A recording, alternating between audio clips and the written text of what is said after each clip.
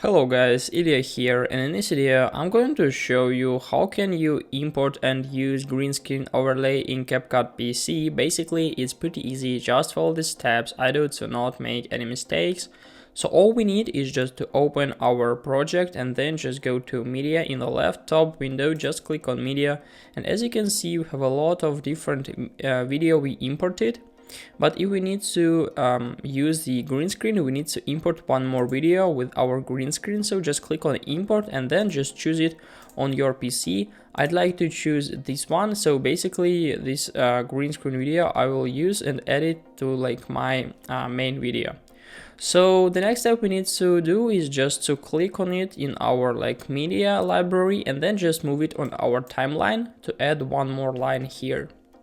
So as you can see, now it's like done, and now we need to click on it right up here on this timeline, make sure that the white border appeared, and all we need to do is just to deal with our video settings here. So we can just click on cutout, go to video and cutout right up here, and then just use the chroma key, because basically this green screen option is called chroma key. So then we need to pick our color right up here, so just click on this icon and then on this window just choose the necessary color we need to remove. In this case we need to choose like green.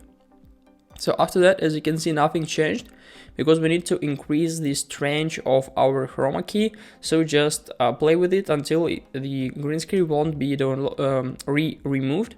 So after that, as you can see, everything is done. Now we can just resize it, move it to the necessary position.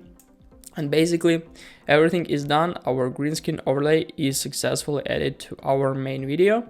So this is a way of how can we deal with green screen in CapCut PC. I hope guys this video was helpful for you. If it is, please like this video, subscribe to my channel and watch my other tutorials. I wish you a very good day. Goodbye.